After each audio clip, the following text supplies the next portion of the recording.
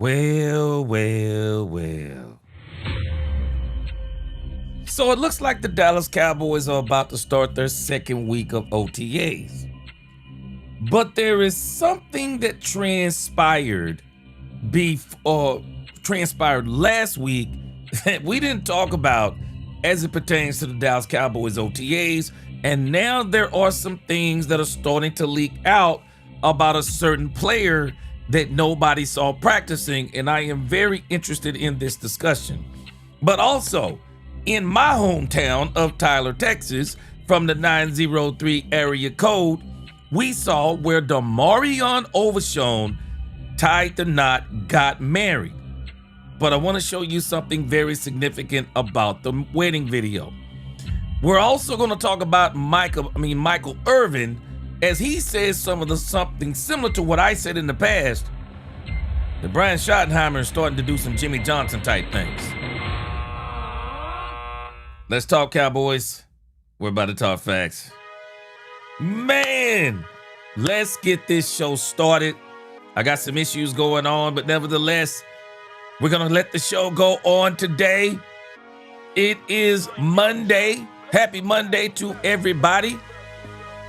What a way to start the week, even though Sunday is the first day of the week. But I hope the first day of your work week got going. Let's go. Let's get it.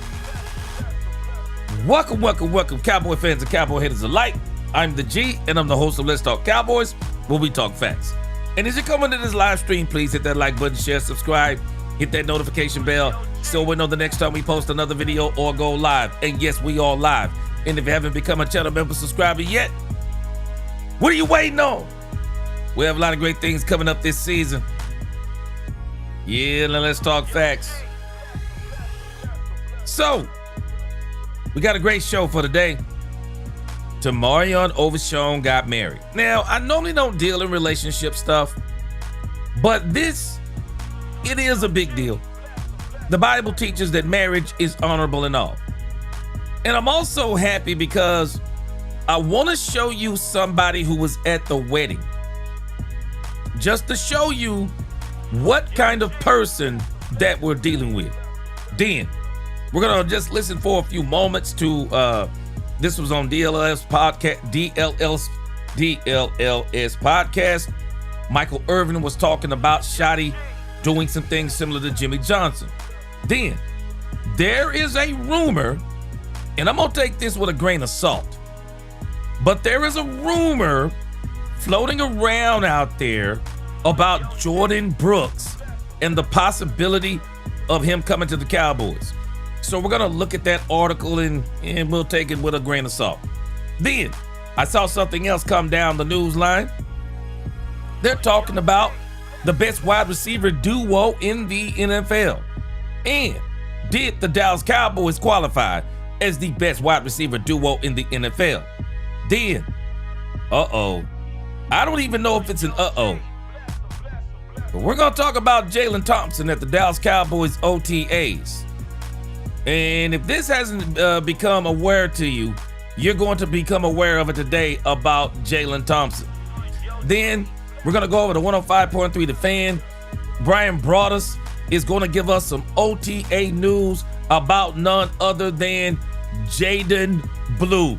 And we're gonna talk about that Dallas Cowboys RB2. So that's gonna be the show for today.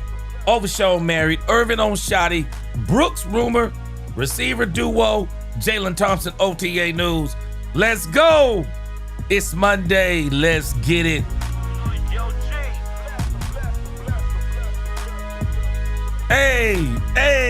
Hey, let's get this show started. Let's get this roll call. And then we're gonna get this party on the road. Dominique, it's Monday. Yeah, we're coming with it today. We'll see what's going on. What is going on, Frank Lawrence? I'm back. I will not be taking off weekends when the season started. And I'm gonna stop doing it in the very near future. Just had a couple of things come up, but hey, to God be the glory. We try to go 7 days a week. That's what we're trying to do. All right, let's keep going. Also, Poobie D, what is going on, Poobie D? Good to see you, Poobie D. Marquise Sosa, Carl Williams. Mark Davis, what's going on? Mark Davis, man, I got that, I got some French Avenue Voile or View in the other day. Oh, man, smells pretty good. It ain't that blueberry, my wife said, though, but it's pretty good. What's going on, Queen? Good to see you, Queen. Big Moss Dog. Blakey 12F, what up? Brandy said, hey, my loves, as usual, 5 points on a star. Dak Owens is in here. He said, report abusive mods. He said, welcome to Let's Talk Cowboys, and we talk fast. Come in, hit the like button, and let your picket be heard.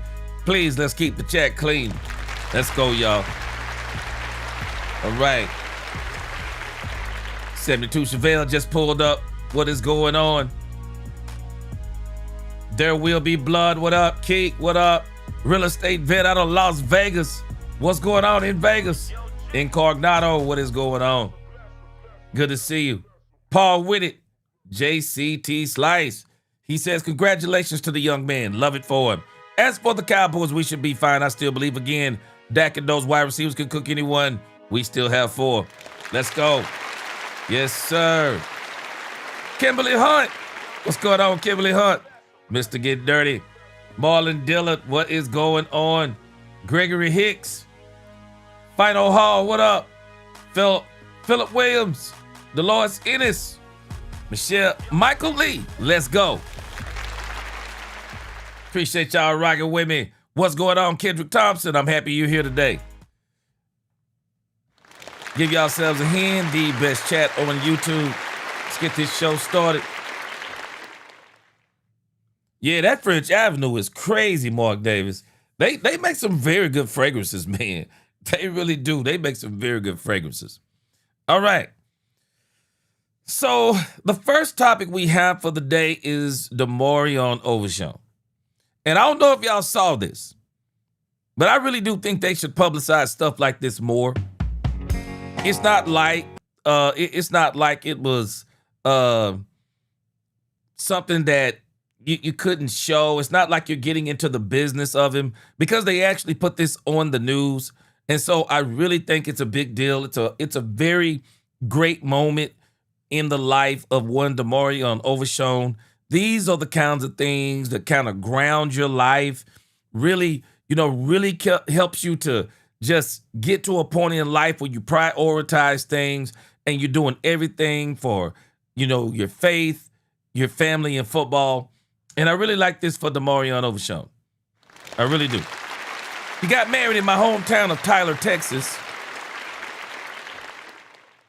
Got married in my hometown of Tyler, Texas, man. I should have been there. I should have been there, man. He bought the stars out to Tyler, Texas. And so, this is the wedding. I hope this music isn't some country singer's music, but so if not, if it is, we'll have to erase this. So if you watch this on the replay and you see a lot of this cut out, this is why it is cut out, because the music got us a copyright strike. So, all right, let's roll with it. Welcome to the Villa in Tyler. The stars have descended upon East Texas to celebrate one of our region's brightest. It's wedding day for Demarion Overshown. This man has performed in front of hundreds of thousands of people on some of the biggest stages in the world. But I wonder how he's feeling right now. Brand new man. I already feel like I'm times 10 aura. Times 10 aura? Look out, NFC offenses. Demo is coming different in 2026 with his new wife Alexis now by his side to help quiet some of the noise that comes with playing for America's team. Everybody know the work I do comes with a lot of, outside opinions, outside drama, and a whole lot of stress. But when you got somebody at home that you know where your next meal coming from, you know where your next back rub coming from, that's stuff that you get to look forward to. That's stuff that you actually get up and you ready to work and go. That little hurt don't hurt as much when you get to come home to a wife, a queen. Overshown. Yeah, man. Yeah, I feel what he's saying. Yeah, you get to, you got somebody you can come home to and, talk talk about things that you don't talk about anyone else. You know, you don't talk about with anyone else. Somebody that no matter what you are going through on the field or off the field, that person has got your back. I understand what he's saying, man. This really solidifies your center, man. It really locks you down really well when you get married. Yeah, Brandy, he's from Tyler. Actually, he's from a little community outside of Tyler. I mean, you know, I come from Tyler. It's just sucking up everything around it. I believe he's actually from ARP. I think it's ARP, which is right outside of Tyler. And so they got fancy and went over to Tyler and got married because that's the big city in that area. Yeah, Tyler is getting bigger and bigger and bigger. It's just spreading and building.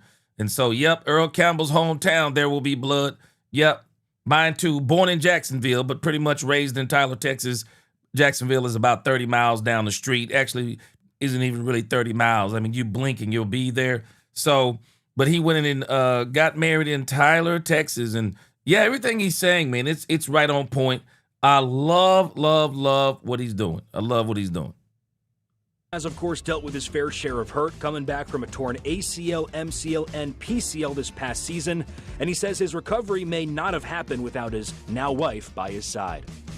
It was huge. You wake up from a surgery like that, your mental state is not as well, but she was the one to calm me down. You know, she was the one to make sure I got home, make sure I was eating, you know, making sure I was getting those bird baths in the bed. Like, she stepped right in that right in that role, and like, it wasn't uncomfortable to me. All right. It wasn't foreign. You showed me that. You showed me you can put me before yourself. That's all I need to know. And yeah, she will never have to worry about, you know, anybody being put before her for the rest of her life. And I enjoyed every moment taking care of him. And she enjoyed every moment. Every moment, bed, baths, and all. It really is a match made in heaven, or maybe a match made in the piney. Man, you know what? Hey, man, I caught them bed baths. I caught that when they said that 2 times. She said she enjoyed every bit of it. I see. Hey, it's all good. Y'all married now. it's all good. I mean, who better to give you a bed bath than your wife? Amen, Walls. I mean, who better? I see you. I mean, who better, man? Woods. Alexis, being what's going on? Hallelujah. Himself, explain why the star-studded duo decided to make things official back home. Getting married in East Texas was extremely important to us. Very full circle moment. Just the fact that we can be home and share this moment with everybody, I think it's definitely going to open the eyes of a lot of people to just the East Texas and our families in general. So we very appreciative and wouldn't want to spend this time nowhere else. Instead of the couple having their ceremony in the big city, they brought the stardom to East Texas, with Longhorns and Cowboys galore making their way to the Rose City. Man, it mean the world, you know, that it's a brotherhood. You know, once you go through the blood, sweat, and tears with guys like... He is absolutely a true cowboy in every sense of the word. I hope Overshown has an incredible season. I hope he has an incredible season. And then next year, the Cowboys get that extension done with Overshown. I mean, if Overshown stays healthy, the sky's the limit. Sky is the limit for Overshown. And so I see, just very, very, very happy for him. This is a milestone in his life. And I really, really hope this just propels him to even more success. That, you know, you see him show up to events like that, it makes sense. Because you guys literally went through war together. And when you got, you know, a head coach. Look, this was impressive. Look who's there.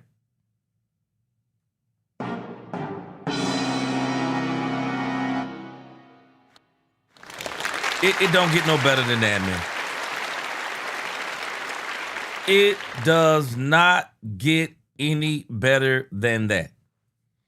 This is one of the reasons why I believe that Brian Schottenheimer is about to do something that nobody has done since Jimmy Johnson. Brian Schottenheimer is about to bring a Super Bowl to Dallas. I truly believe it. I said this when the Cowboys first hired him, and I heard some of the things he was saying in his opening press conference, and I said it then. This man is going to bring a Super Bowl to Dallas. You'll watch what I tell you. He will bring a Super Bowl to Dallas. He gets it. He gets relationships.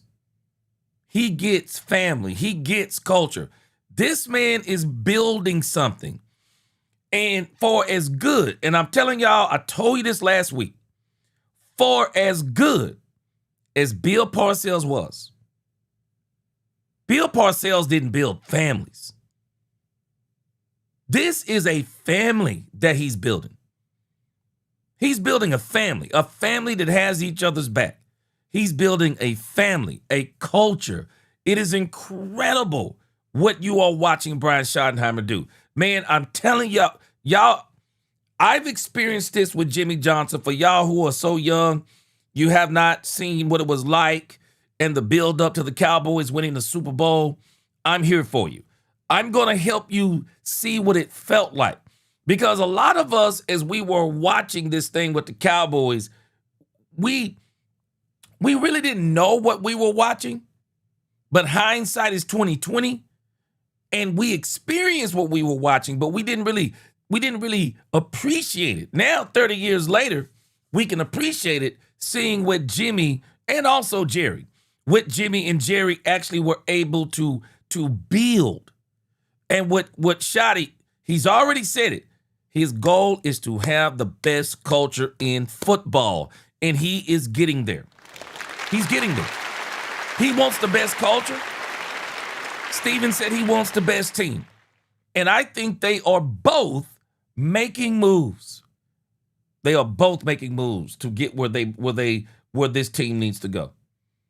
Yeah, Big Moss, he said, laughing together, firing in front of her parents to get her to blush. Yeah, 2008, February 22nd was the best day of my life. Yeah, I agree with you, man. Marriage is, man, ooh-wee. Marriage is one of the greatest things that a person can experience. There's nothing like a marriage between a man and a woman. Michael Lee said, when a man finds a wife, he finds a good thing and obtains favor with the Lord. Yes, sir. Yes, sir. So she needs to talk to him about... Oh, wait. Michael Lee said she needs to talk to him about his controlling agent. Michael Lee, let me tell you something.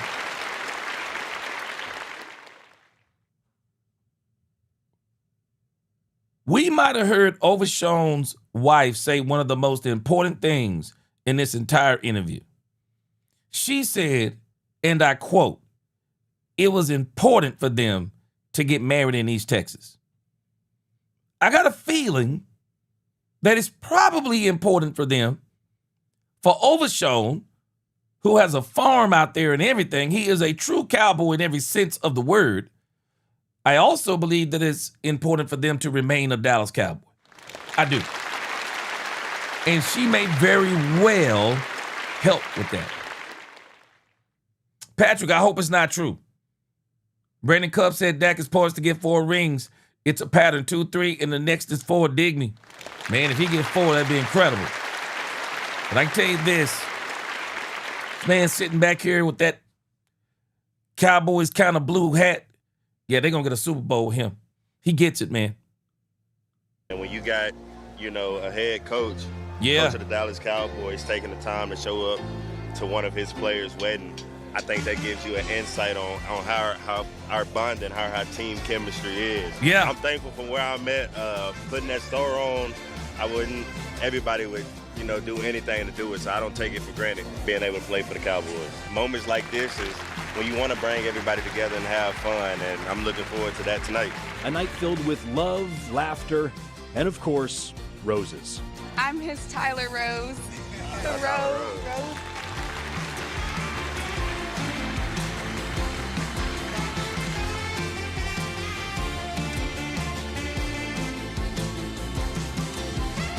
Okay, I don't know what happened right there. It sounded like they kind of cut her off or something. Bring everybody together and have fun, and I'm looking forward to that tonight. A night filled with love, laughter, and of course, roses. I'm his Tyler Rose. The Rose. All right.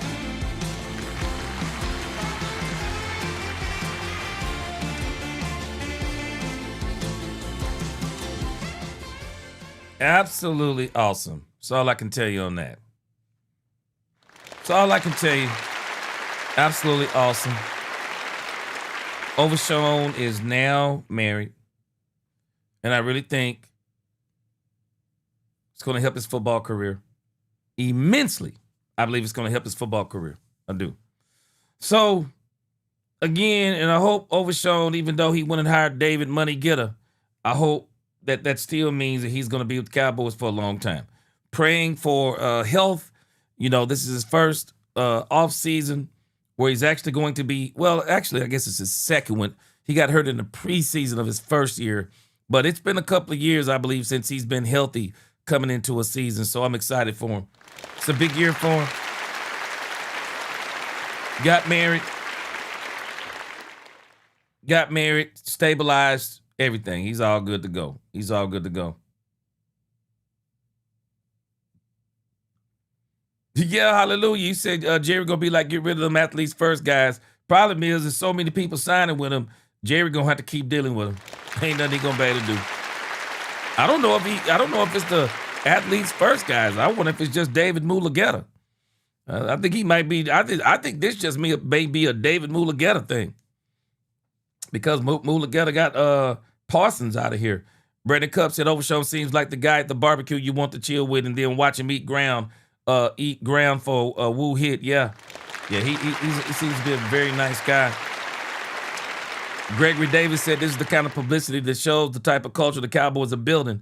And you know what's kind of funny to me, Gregory Davis, is it's amazing you don't see a lot of people talking about this because this ain't the kind of stuff they want to see from the Cowboys. But I normally don't do the relationship stuff, but I thought this was very important to open up the show with this because I do think it's something that is absolutely incredible and it's absolutely great for Demarion Overshown. It's great for the Dallas Cowboys, and it just shows you, again, and I think you make a very good point, Gregory Davis, it really shows us the type of culture that the Cowboys are building with Brian Schottenheimer. I mean, man, people can say anything they want to say, but Brian Schottenheimer, I think this is genuine with Brian Schottenheimer. I don't think he's doing things to kiss up to anybody. I just think this is who he is. I really do. I just think this is who this guy is. I think he's very genuine. And I think it's gonna pay dividends for this Cowboys organization. I really do. He's a real one. Schotty is one of them ones, man. You play for him and you want to run through a brick wall for him. Yeah, you want to run through a brick wall for a guy like Brian Schottenheimer, man. You want to run through a wall for him. And kind of staying on that Brian Schottenheimer wavelength. Yes! Here we go! I want you to hear what Michael Irvin says about Brian Schottenheimer. He said this, I think it was last week on DLLS podcast. Shout out to them. This is what he was saying over there about Brian Schottenheimer and the job that he's doing over in Dallas. All right, let's check out Michael Irvin talking about Brian Schottenheimer. What's different about Brian Schottenheimer? When you don't have as much skill as those other teams, come on, that's what I'm talking about. And that's what makes greatness. And that kind of togetherness, you need the right people to bring it. I think Downs, I think Quentin Williams, that's the point I was trying to make. And to do those things, to be great like that, you're going to need those kind of guys. So we need to find them. Yeah. And hopefully we got them. Yeah, that's all that. Because I've been to town, come to the locker room. I remember you come to the locker room early 2000s, late 2000s, teens. And these dudes too nice. We ain't got we got too many nice guys. I mean, that was your words. Like, look at these. They too nice. They don't have what we had. Right. You see some of that in this year's team? You gotta, and not only the team, some of the head coach. Let me tell you what I mean by that. You gotta be comfortable with the uncomfortable. Like, when they got it Friday. They got Legends Day Friday, and I'll go out there Friday. You coming out Friday because when you come and go through the meetings and watch the practice. He understands enough to know that I gotta create pressure situations, right? Pressure situations. And make them perform under pressure situations. So in the meeting room, the basketball goal. Mm-hmm. shooting free throws in front of everybody. How many free throws can you hit? That's pressure situations, under pressure situations, and under a crowd. Like Jimmy used to make everybody come high yelling when the field goal kicker, like the game is at the end. He's manufacturing the pressure situation. Game's on the line. Everybody's lined up around the ball. 3, 2, 1. You got to kick the ball. He makes you feel pressure. Right. You got to practice those situations. You can't just expect to explode in those situations when they happen. And that's the difference between success. And they're doing that here. And there's a lot of years they were not doing that. Right, you like Schotty. I like what Schotty's doing. I like what he's working on putting in place. So yeah, we need that. We need that competitive pressure thing all the time because that's what's going to take. And see, a lot of coaches say that. I mean, Jason talked about it. McCarthy talked about it. But they want to be friends, and too many coaches want to be a friend. Now let's interrupt right here. I think Clarence Hill makes a very good point. Clarence Hill says, Jason Garrett talked about it, Mike McCarthy talked about it. But I'm going to tell you the thing that they didn't do. It's the thing that I talked about last week.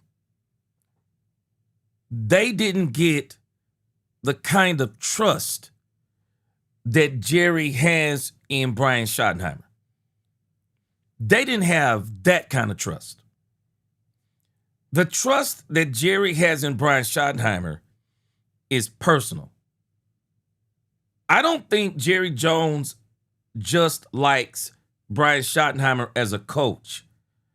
I believe Jerry Jones likes and admires the man that Brian Schottenheimer is. I believe he admires the man, the integrity, even the ilk that he comes from, as in his father. Jerry admires the man. Schotty, and I told y'all last week, and it's amazing to me nobody's talking about this. I'm going to go back and talk about it this week. But I noticed that whenever there are a lot of what I call positive things, you don't see people trying to report a lot of the positive things. But when Brian Schottenheimer said he's a big fan of Jerry Jones, that's a mic drop moment. That's a mic drop moment. People do not understand how important that was.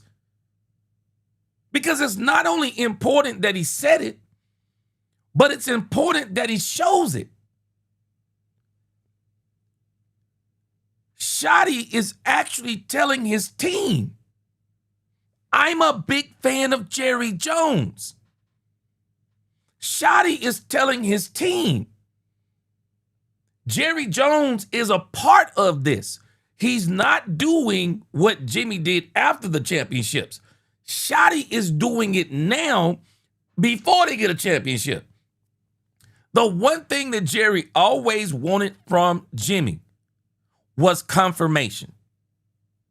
Confirmation of Jerry knew football. And you don't have to say how much football Jerry knows. Jerry knows football. It don't mean that Jerry is a football aficionado. But it's important to acknowledge that Jerry is a part of what they're doing. That Jerry is a part of what they're doing. And if you're not paying attention to that, then you're not paying attention. And Brian is doing this purposely. Why? Because it's good for Jerry. It's good for him. It's good for the front office. It's good for the coaches. It's good for the team. It's even good for the fan base, what Brian Schottenheimer is doing, because that's how you kill drama. That's how you kill it. One of the best things you can do, this is what leaders do. Leaders get everybody on the same page. That's what leaders do. And this is why some people, they wonder why they don't have success when they do certain things. Why there's friction, why there's so many different things going on. Because just because you've been put in a position of leadership don't make you a good leader. One thing I'm telling you, and I keep saying this about Brian Schottenheimer, I want to see him evolve as a coach. as far as calling plays. I want to see him evolve as an offensive coordinator calling plays. But as a coach, shoot, bar none. Bar none. I'm sold. I said it last year. I'm sold on what this man can accomplish. I'm sold on it. Now we just gotta hope he really evolves that play call, and I think he is. Hoover D, what'd you say? He said I'm a big fan of my boss G until he fires me. You know what, Hoover D? Let him know that. Man, I'm just telling us, man, people don't understand. Relationships are important. Relationships are important on a team. They are important.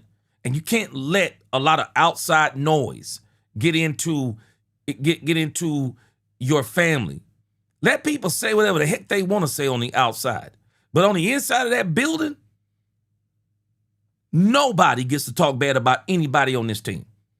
That's how I would be feeling, and I'm pretty sure that's how Schottenheimer is feeling, because that's why Schottenheimer is doing such a great job of, man, he putting everybody on notice. Have y'all not realized that Brian Schottenheimer is doing this by design? Schotty, from the moment he sat in that seat, he put everybody on notice. I love Jerry Jones. Oh, I love it. That's what you should do. Yeah, I love Jerry Jones. This is the Dallas bleeping Cowboys. That's Jerry Jones, Hall of Fame, owner, GM, and any other title you want to give him. That's Jerry Jones. It is important. It is important that he did that. And a lot of people, you don't have to agree with it, but I agree with everything that he's doing. It's important. You don't want any division on your team. You want everybody walking the same, talking the same, thinking the same. Because when you can get people on such a synoptic level, man, there is nothing that you can't achieve. A group of people who are thinking, saying, and doing the same things, there is nothing that they can't accomplish. Brian Schottenheimer is doing it right. And Michael Irvin is noticing this because when Jimmy first got with the Cowboys, Jimmy was doing the same thing. See, this is why Jerry got a problem with Jimmy, because Jimmy wants us to believe that he was running the entire show. Jimmy was not running the entire show in the 90s. He just wasn't. Jerry is still the one having to make the deals. Jerry is still the one that everything is having to go through. Jerry is also doing a lot of things that even if Jimmy didn't consider those things to be significant, all of those things that they did from 89 to 96 were important. And Schotty understands what's going on, man. You can't build a team and have animosity towards the owner. You can't build a team and have animosity towards the front office. You know why? Because you're not going to get the players that you want. You're not going to get the players that you want. You're not going to build the camaraderie that you want. You actually create a hostile situation. No. Same page. Same page. Schotty is doing a great job of this. We just got to see it pay off on the field. And I believe it's going to pay off on the field this year. And Freddie Morales, he makes this point quite a bit. Now, a lot of people don't realize, see, this is Schotty's second season. Well, it took Jimmy 3 seasons. It So when you get to, it takes time to build what we want, whether we realize it or not. Now, I'm going to look this up. I'm going to do this tomorrow because it's a small group of coaches who ever won a Super Bowl in their second season. Schottenheimer got a chance to join. He has a chance to join that group. But it took Jimmy a little time. A lot of people, if you're not thinking, you think Jimmy came in here and did that in one day. Nah, Jimmy didn't come in here and do that in one day. It took Jimmy a couple of years, a Herschel Walker trade. I mean, people don't realize this. A Herschel Walker trade, getting Emmitt Smith in the draft. It took a lot of things to happen for Jimmy to get to where they could to start winning Super Bowls. And so people don't understand that type of stuff. But I was there. I mean, I wasn't in Dallas. I mean, I wasn't in Dallas. But I saw how they built that. Bernard Field said, and Jerry putting money in their pockets before and after the fact. Oh, yeah, exactly. Yeah, Jerry's putting money in their pockets before and after. Yeah, there will be blood. He said the old saying still stands. Together we stand, united we fall. Yeah, that's it. That's what Schotty is trying to do. Marvin Mays said Schotty's forging his own path and not following his father's footsteps. And you know what, though, Marvin? This is what I can appreciate about Schotty. He is in the spirit, but not in the letter. Brian is a lot like his father in the spirit. He's a lot like his father. Because Schotty was also, his father was also a culture builder.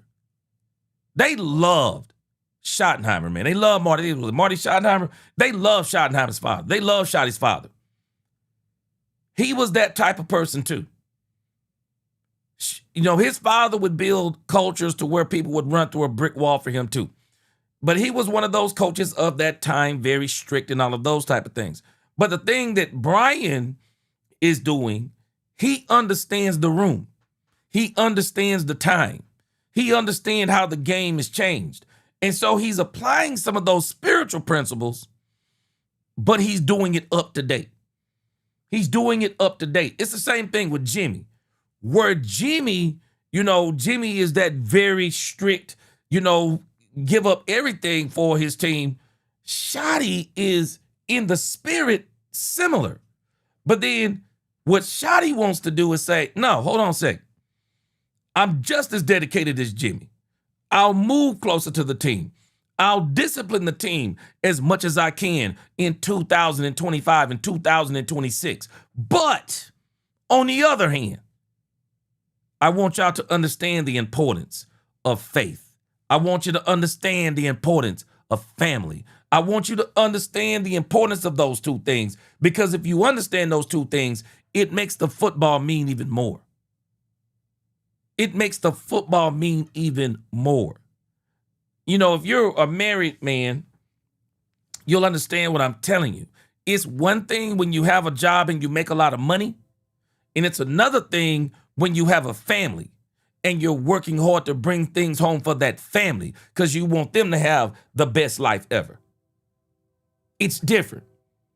The drive is different. The motivation is different when you go to work and you got that family. And so that's what Schotty is trying to implement into this team. That is faith, family. And even if you're not married, this team is your family. And so the football that you play affects this family, and it affects everybody's family in this room. People got to really see what this man, Brian Schottenheimer, is doing. This is why you got to sometimes take all the negativity out of your mind and what used to be. This ain't what used to be. This is what is. I don't let my past rule my present.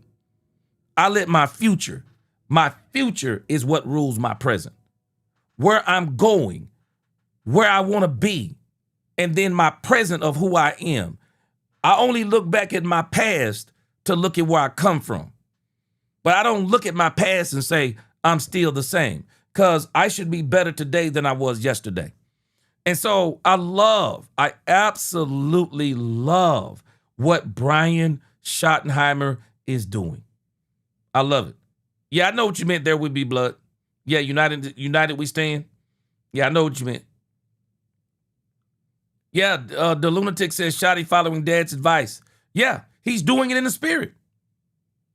He's doing what his father did in the spirit. But he's looking at a new day and saying, okay, I can't do what my father did because of the CBA or whatever it is. I can't do what even Jimmy did because Jimmy couldn't do what he did back then as far as some of the disciplinarian stuff. But Schotty, within the limitations of the rules, he's milking it for everything he can get. He's getting it. I love what he's doing. DeVaris, he said, my coaches, I like the player they putting on the, I like the players they put on the field. Not only do I like the players, I like the coaches they're putting on the sidelines. The Lunatic said Canada Jimmy team building is why he was not able to replicate it with the Dolphins. Yes. The Lunatic, you're absolutely right. And I think Jimmy got a dose of reality when he went to the Miami Dolphins. Jimmy didn't realize how good he had it, because Jerry was really letting Jimmy do a lot of things. And I guess Jimmy thought that you got to do that everywhere you went to. No, you didn't get to do that everywhere you went to. And I think that's one of the reasons why after Miami, he said he was done with coaching. Yeah, 90s was a mix of things, not just one element. Yeah. Bass, my man, what up? Brandon Cup, I'm going to bring that tomorrow. I saw the podcast, but I hadn't had a chance to do it. Marvin Mays, yeah, the team loves him. Yeah, man. There will be blood. He said, Preacher G, I'm 100 with you on what Schotty's mastermind coming to play. Man, there will be blood.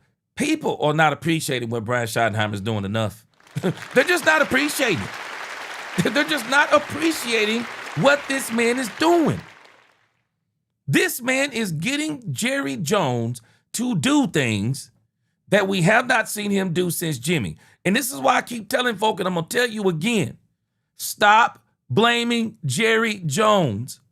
Stop blaming Jerry Jones for Micah Parsons, Trayvon Diggs, even the George Pickens contract. Stop blaming Jerry Jones.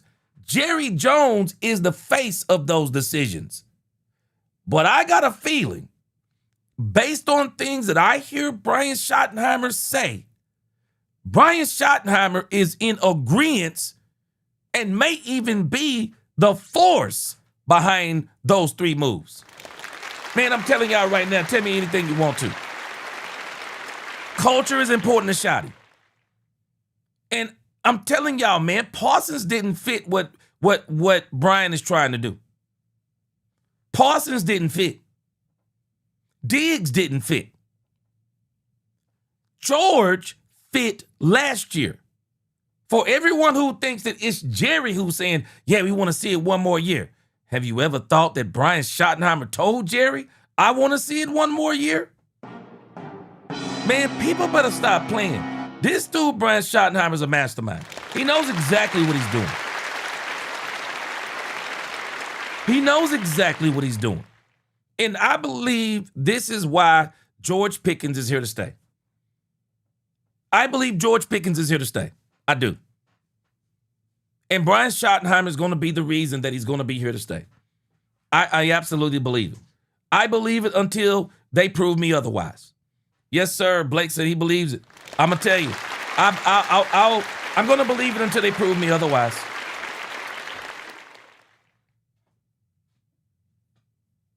Okay, if you play bid, okay. I'm sure you're probably talking and texting. Get clarity on that for me. All right.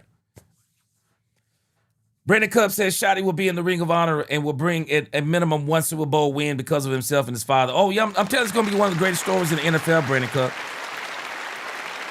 Oh, I'm going to bring you this thing about Jordyn Brooks in just a moment. We're about to do Jordyn Brooks. All right. But again, that was Michael Irvin on DLLS talking about what Schotty is doing similar to Jimmy. And not worried about the win. You got to worry about the win and not the friend. So a lot of them say it, but they capitulate. They give in because the player is so big and, I don't want to make him. I want him to like me. You can't give in to that. You got to say, it's not about me and you liking each other. It's about winning. When we win, we'll love each other. We got to win. You can't worry about friends, and that's the problem. How do you like the way? Now, I will say, though, Schotty isn't worried about a friendship. He's worried about a kinship. He's building a family. So, no, he's building accountability. That is what he's doing. He's building accountability. Families have accountability to each other. They absolutely do. They have accountability to each other, and that's what they're doing. All right, man. Great segment, courtesy of DLLS. They did a great job with the Michael Irvin thing. Did a great job with that. All right. So now let's go over here. Hold on a second. So now let's go over here to the Jordyn Brooks rumor. Yes! Here we go! Brandy, I got news for you. Schotty will not get that Super Bowl without Dak Prescott. He will not get that Super Bowl without Dak Prescott. He will not get it. They are going to get that Super Bowl together. Book it. They will get that Super Bowl together. So we got some Jordyn Brooks news. And I'm going to tell you, take this one with a grain of salt. But we got some Jordyn Brooks news.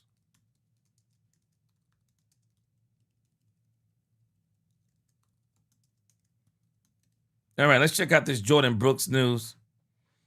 We'll call it somewhat breaking news.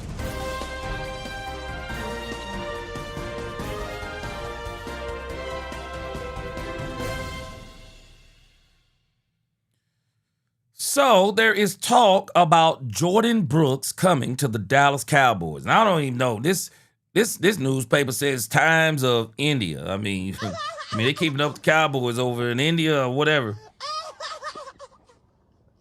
Dominique Pittman, we're gonna see what happens this season, because this is even with Mike McCarthy.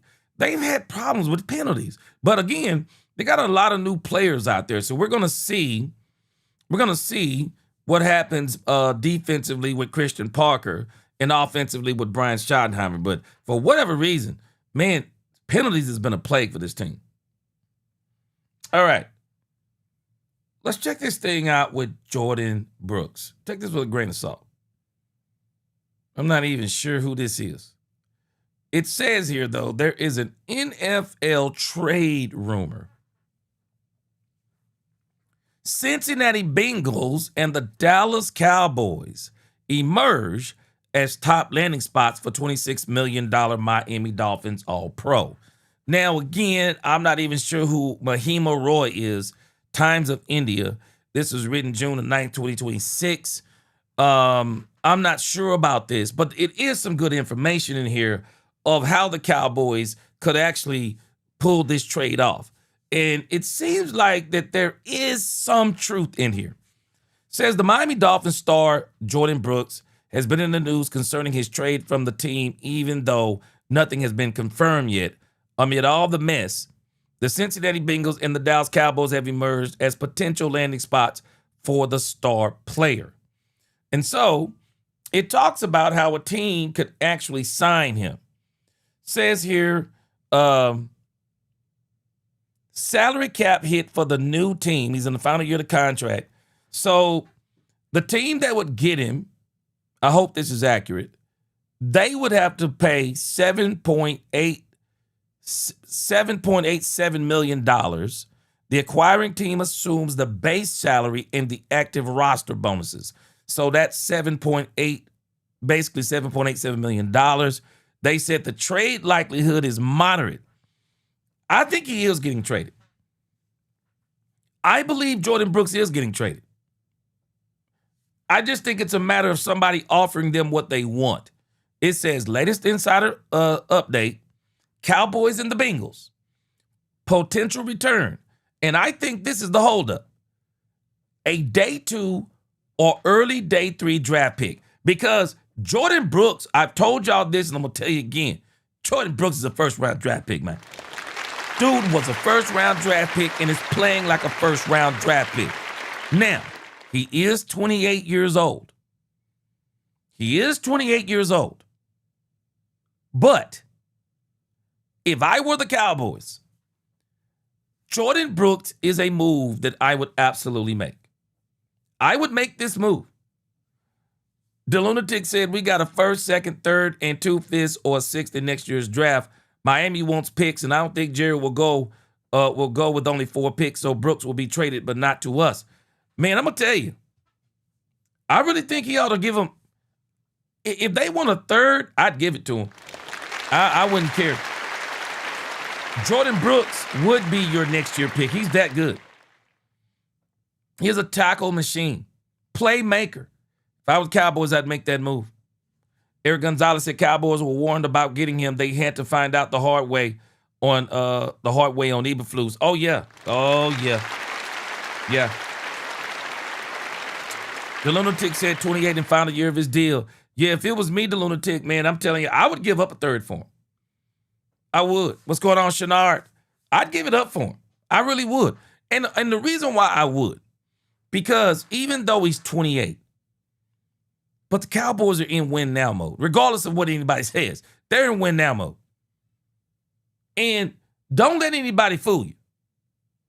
The Cowboys are trying to win the Super Bowl this year. They're not trying to wait till next year. They actually want to win this year and next year. But they want to win it this year. They're not trying to say, yeah, it's Christian Parker's first season. And they believe their offense is so high-powered that if he could just get that defense to around mid-pack, 21, 22,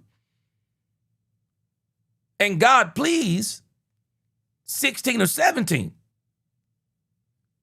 they feel like they're a Super Bowl team. So the Cowboys are in win-now mode. And so Jordyn Brooks, and he's really done a lot. I mean, he took 183 tackles, man, in the season. That is absolutely insane. But in the grand scheme of things, it would actually make sense for the Cowboys to do this. Because Dak Prescott will be, 32 this year? It just makes perfect sense. Jordyn Brooks, so what? He's 28 years old. Bring him in, give him a 2-year extension. Give him a 3-year extension. Give him a 3-year. Really, it's a 2-year. He played this year, 2 more years, and you got him at the peak of his career, and you're done. If I was Cowboys, I would really, really, really be considering that Jordyn Brooks selection because you already got a pretty good defense. If I was Cowboys, I would really, really be considering going after Brooks. All right, let's go to another story here. Another quick story. We got this wide receiver duo story. All right, let's highlight those. Got this wide receiver duo. Yes! Here we go! Saw this over here, and I was kind of like, what's going on with this? I didn't read the story, but I kind of got the summation of it.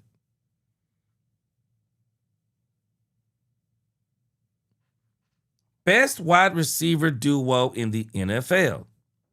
Ranking the NFL's top new wide receiver quarterback duos. Okay. Plus, Cowboys win total might be the safest bet in the NFC East. Okay, this is probably the wrong article. Let's see if this is the article I was looking for. But I saw where they were talking about the best wide receiver, the best wide receiver duos, and this might not be it. But let's look at a little bit of this article anyway. Because one thing that I found to be very interesting, did y'all see over on social media, they were talking about Brandon Ayuk coming to the Dallas Cowboys? Stop it. Boy, you can tell it is no football going on. You can tell there is no football going on. Because they over here just wilding out talking about that Brandon Ayuk would be coming to the Cowboys. Ain't no way. Ain't no way. Okay, so this is actually not. I'm still going to pull up the article. I think I can find it. I might have got the wrong clip on this. But they were talking about best wide receiver duo in the NFL. And let's see where the Cowboys ranked on that.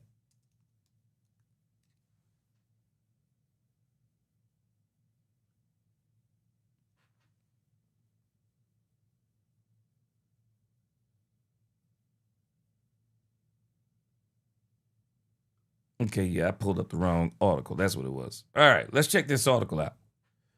I think this is the right article. Don't. Dallas Cowboys fall short of top spot in rankings of NFL wide receiver groups. So This article was written by Mike Moratis.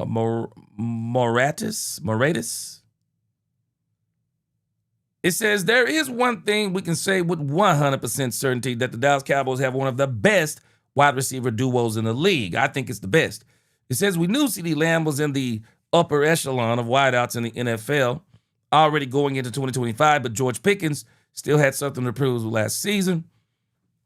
And Pickens, no doubt, answered the bell with the former second-round pick posting career highs with 1,429 yards, 9 touchdowns, totals that ranked third and tied for 8th among pass catchers. With that showing, Pickens helped cement himself, and Lamb is arguably the best 1-2 punch wide receiver in the NFL. I really think you need to be talking about the 1-2-3 punch, because Ryan Flournoy is also a very good wide receiver. It says Bleacher Report's Gary Davenport ranked every wide receiver group in the NFL ahead of the 2026 campaign, and the Cowboys landed at number 2 behind the Minnesota Vikings. Dude, what? I would have thought you would have said the Bengals. The Minnesota Vikings? Says Davenport took into account the top 3 wideouts for each team. Okay, he said the top 3 wideouts. Said Lamb, Pickens, and Flournoy is Dallas. The Cowboys were second in the league in total offense last year, largely because of one of the league's most dangerous 1-2 punches in the NFL in CeeDee Lamb and George Pickens. Keep in mind, CeeDee Lamb got hurt. Lamb has been one of the best in the league at what he does for several years. Despite missing 3 games last year, he topped 1,000 yards for the 5th consecutive season he has. He added, why the Cowboys fell short of number 1. See here.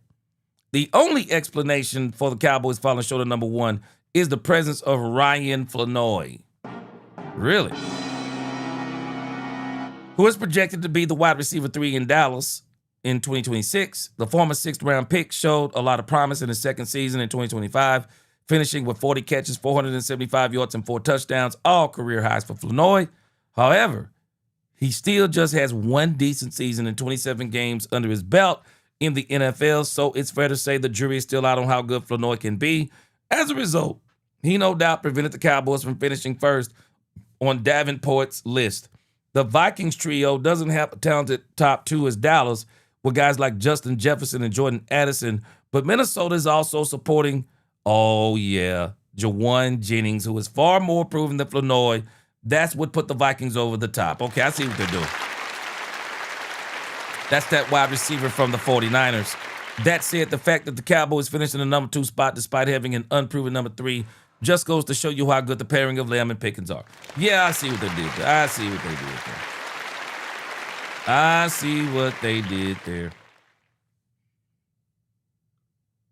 Keek said June 9th, G. Today is June the 8th for many. They must be a day ahead, man. Yeah, that's why I say take it with a grain of salt, even though some of the information in there was good. Yeah, Davis Worley, Cowboys can put 30 on the Rams right now. What we got to figure out is DeVaris Worley is, can we stop the Rams from putting up 30 on us? That's what we got to figure out. Hopefully we can. There will be blood said we need Brooks. He's a stone cold beast. I agree. Yeah, he's great. I agree. Bernard Field said if he's as good as we think he is, give them that 2. I'd give him that 2. Definitely would offer him that 3. Shoot, I'd definitely come in with that 3. Oliver said, Preacher G, I absolutely think Brooks would take our defense to over the top indeed. Oh, no doubt. I'd give it to him. Bad said Jordan Brooks before GTA 6. Give me that man as a tackle machine. Oh, yeah, man. I would love to have him. I would. Brandon Cups, I feel Christian Park and Schotty are in the ears on getting Brooks. I do, too. Brooks would be a great pickup by the Cowboys. What's up, Angie, the Rebel Chicks? Angie said, personally, I don't think they're in win now mode as of now. More like rebuilding around the rim. Back to the shadows I go. Well, I actually think they're doing both. Because the Cowboys, Angie, when you think about it, the Cowboys are in what we call a conundrum. Because you got a Super Bowl level offense with an aging quarterback who has had injuries. That's not taking anything away from Dak Prescott, because Dak Prescott is better now than he ever was. But he's older. And where I will agree with Troy Aikman, and maybe not to the degree Troy Aikman was putting this, where I am agreeing with Troy Aikman, it is hard to keep a quarterback upright every single year. So you know he's going to get sacked and things of that nature. And it's not only hard to keep him upright, you're trying to keep him injury-free. You're trying to keep him injury-free. And Dak Prescott is major in the Cowboys' plans. You can't be in rebuild mode with a quarterback at Dak Prescott's age and with that contract. They're in win now mode. And that's why I keep saying don't be fooled. Just because it's Christian Parker's first year, that don't mean they're not trying to get the Super Bowl this year. They are. And the reason why I know they are, Brian Schottenheimer has mentioned this now twice. And I keep hearing Jerry Jones and Stephen Jones, when they've talked this year, they have a mindset of nobody thought the Patriots in Mike Vrabel's first year with the Patriots, but what's the coach for the Seattle Seahawks? Y'all better see where the Cowboys' thinking is. What is his name? Mike McDonald? We do realize he won the Super Bowl in his second season. He won the Super Bowl in his second season as head coach. No, they are in win now mode. They're in win now mode.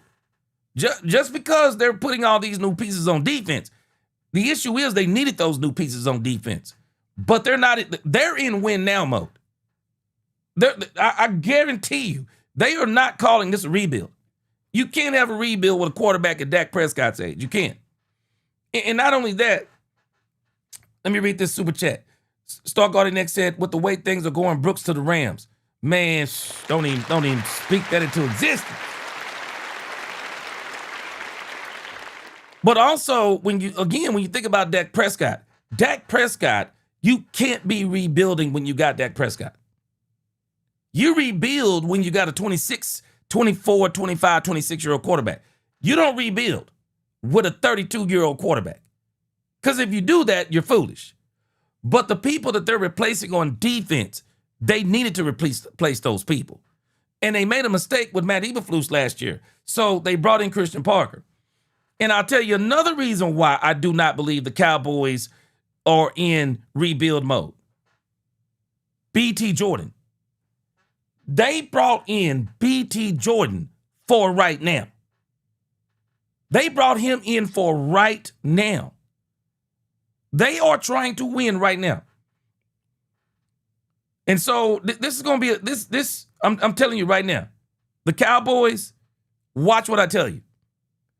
Let the Cowboys not make it. Jerry Jones will be as upset as he was in 2023. He absolutely will be, because this hype around Christian Parker, it continues to build. It continues to build and build and build and build.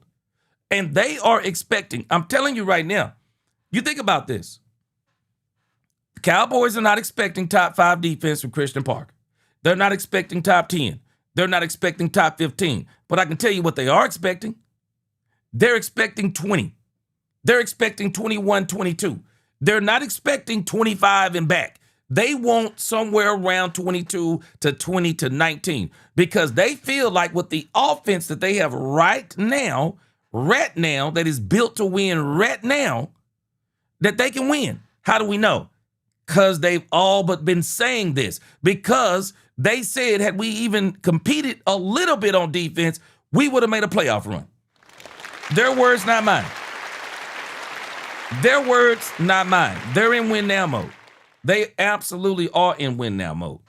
Now, we would consider that because they didn't go get Myles Garrett, that they're not in win now mode. Oh, no, they're still in win now mode. They just knew they were not going to get Myles Garrett. Nobody was beating the Cleveland Browns with Myles Garrett. They were not doing it. And when you think about the Rams, I mean, their quarterback, Matthew Stafford, he's even older than Dak Prescott. He's older than Dak Prescott. What is he, 35? That's why they went and got Myles Garrett. And when you went and look at some of the other 3 players that people aren't talking about, but the Rams, you can definitely tell they're saying, hey, man, this is probably last year or 2 years for one Matthew Stafford, so we got to get one more. Cowboys are in this mode too. But we got to realize Cowboys don't do it the way everybody else do it and go get a player like Myles Garrett. At least at this point, they're just not doing it like that. But I believe Jordyn Brooks would be that type of player. 70s fan, he said, hey, G, I saw next that the Packers fans are upset with Micah Parsons for praising Caleb Williams over Jordan Love. Mike is still Micah. I'm telling you, man. A lot of people think the Cowboys were mad at Micah Parsons about his podcast. They were not mad at Micah Parsons about his podcast. They were mad at the things he was saying on the podcast. Stuff like that. Yeah. Because I would be upset about that stuff too. Freddie Morales, El Chuco in the building. What is going on?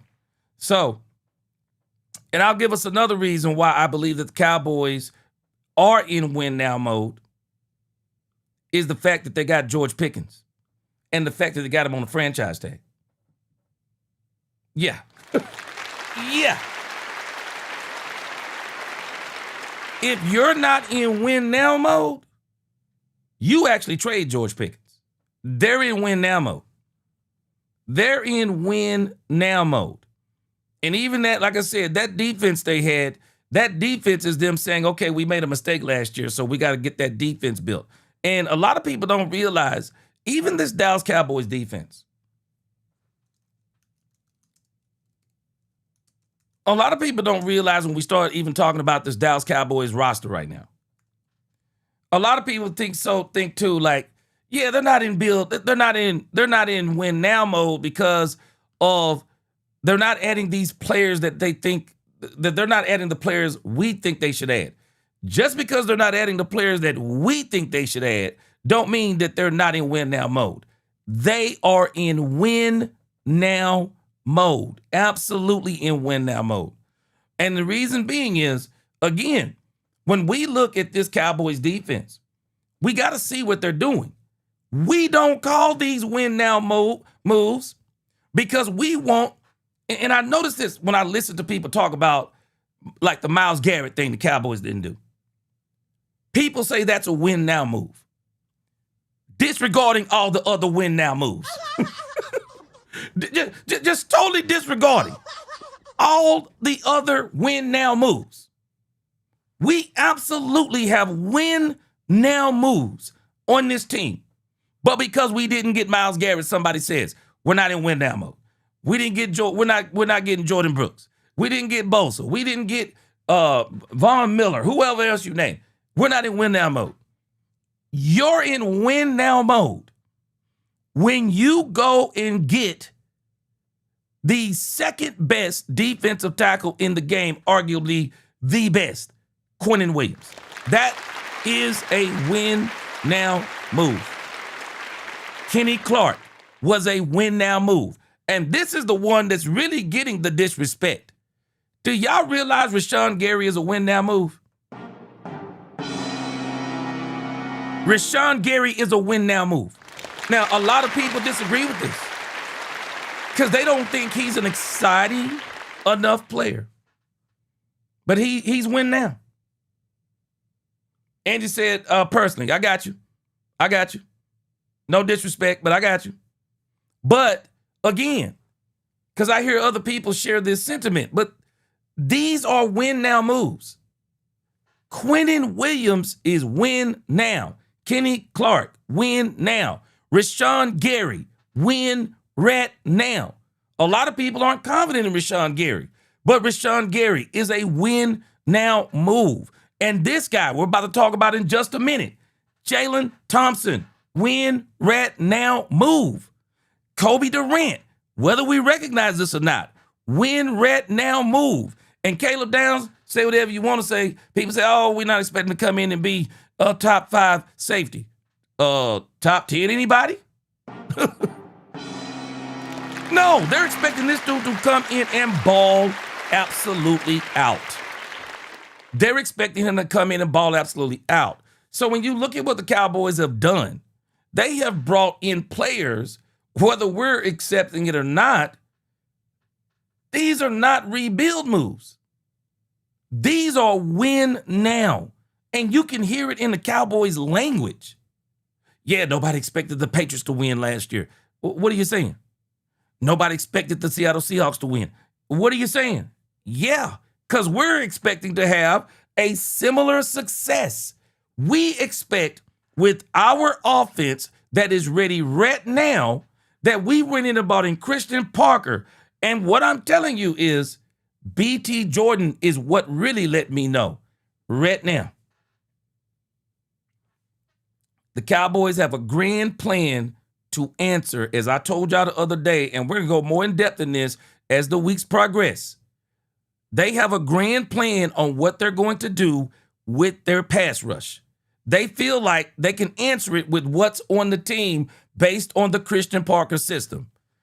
When you go back and look at what the Denver Broncos in particular have done over the last couple of seasons, they had one guy, maybe two, that had double-digit sacks. Everyone else, I showed this last week, everyone else, 6 to 7 sacks. That's all they're counting on. So if they can get double-digit, and I do believe Rashawn Gary will get double-digit sacks, whether it be 10, 11, 12, 13. He will be the double-digit sack guy. That's who they're counting on.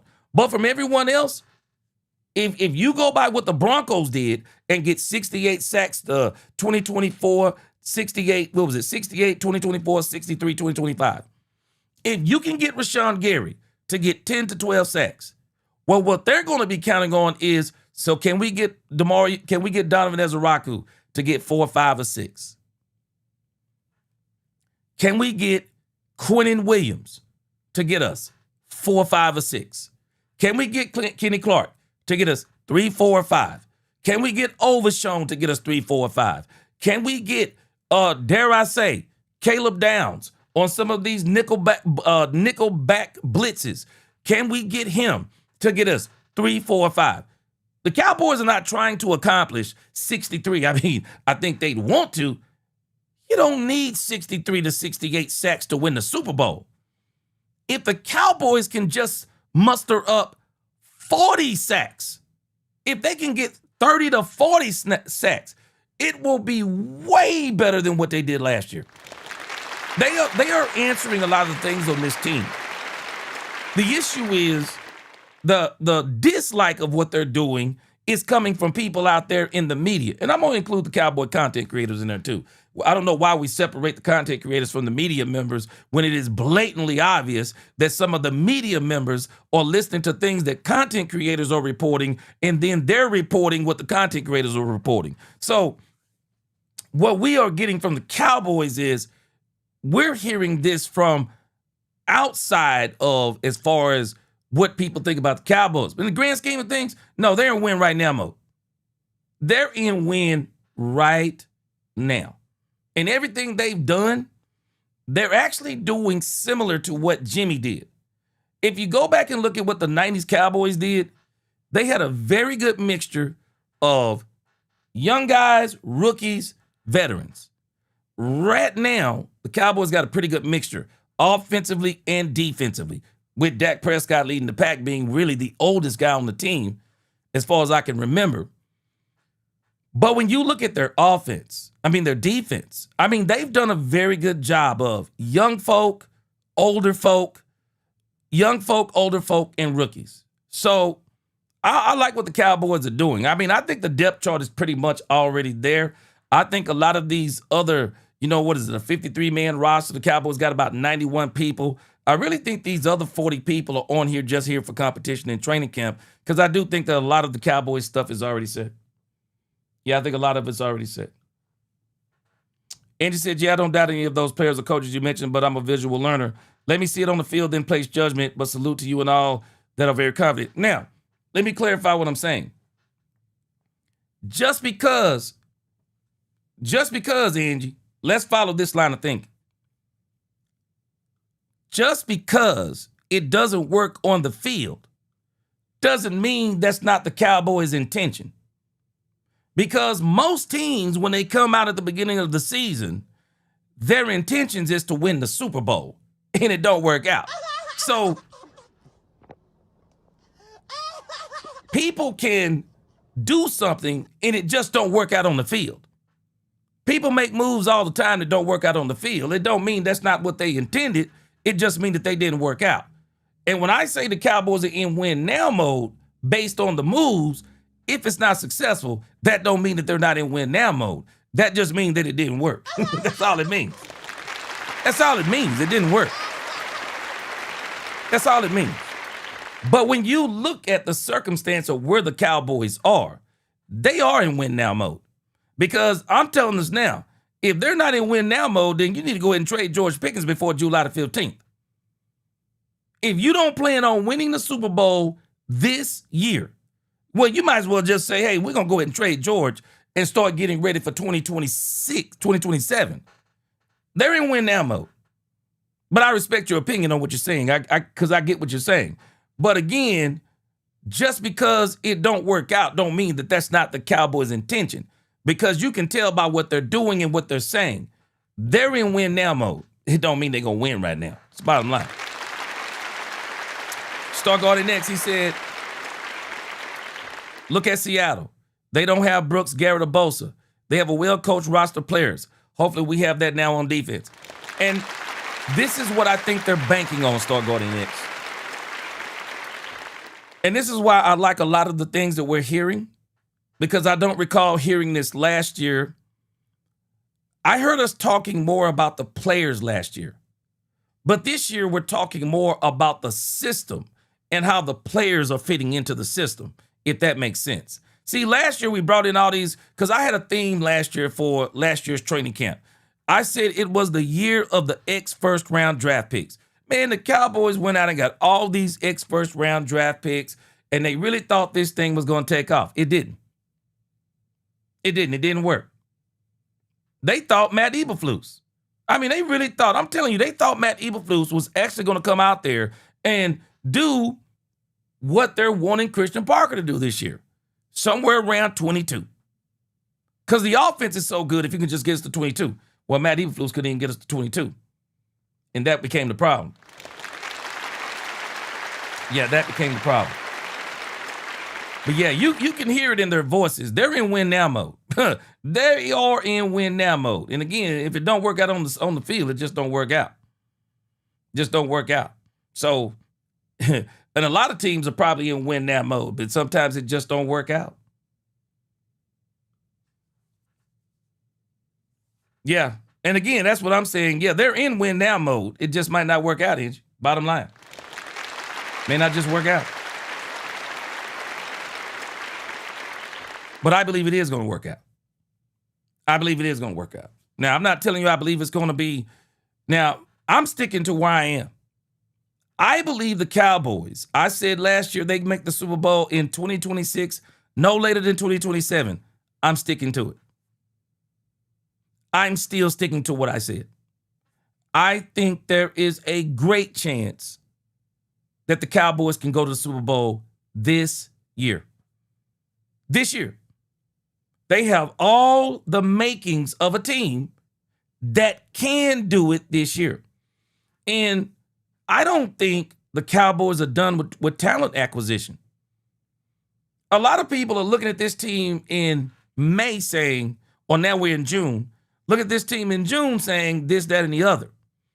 But I'm not only looking at where we are today, I'm looking at, I believe the Cowboys will continue to try to add talent to this team. I don't think they're done. Some people think they're done. I don't think the Cowboys are done. And I still believe that there'll be 2 to 3 more chances for the Cowboys to make moves that will continue to improve this team. I still think they're going to circle the block on Jordyn Brooks again. I think they're still trying to circle the block on Jordyn Brooks. I will not be surprised if the Cowboys go out there and get them another pass rusher. I won't be surprised. Because if they do, I believe it's going to be more, like I said, specialist. Because I think the defense is pretty much set. If they go look for get another person, I think it'll be a specialist. That's why I say for me, if I'm looking for a specialist, I'm going to go get Von Miller.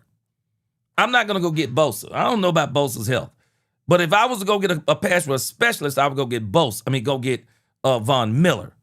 But I do see the Cowboys making some more moves before it's all said and done. I don't think it's going to be little. I think there'll be something else they'll do. T. Nice, Appreciate that super chat. Bigfoot, he said maybe the NFC Championship. I tell you this, if they make it to the NFC Championship, I think they will make it. I think they will make it. I think they will make it. Bazzy9 said if we add Brooks, we'll be a top 10 defense. I agree. I think if you add Brooks can get you in the teens. If he don't get you to 10, Brooks can get you in the teens.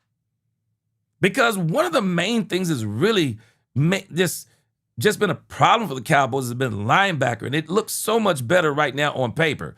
We got to see it on the field. But with everything the Cowboys are doing on paper, no, this is ret now. And I'm telling you, don't let nobody fool you. If the Cowboys don't go to the playoffs this year and get to that Super Bowl or get close, there's going to be a lot of disappointment. You can book it. There is going to be a lot of disappointment in Dallas from this front office. They are expecting big things from this team. They are. And again, when you think about the Seattle Seahawks, man, just think about it last year. What was his name? Mike McDonald? Mike McDonald for the Seattle Seahawks. It was his second season. Who's the player? Who is the player that the Seattle Seahawks got last year that made us think they were all in? DeMarcus Lawrence?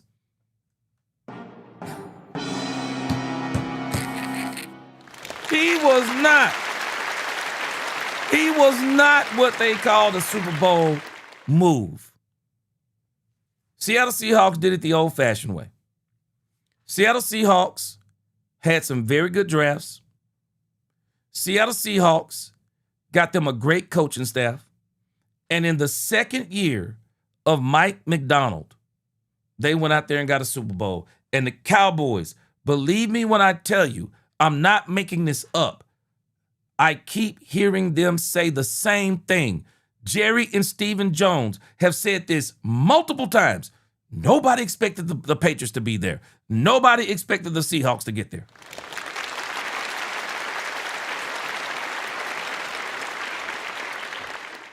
And that's why I even say, you think about what people call Super Bowl moves. And don't get me wrong, there is a such thing as Super Bowl moves. But when you think about the Seattle Seahawks, I mean, the Super Bowl move that they made was the coaching staff. That was the Super Bowl move. It was the coaching staff. It's exactly what it was. It was the coaching staff. You think about it. They hired their defense coordinator.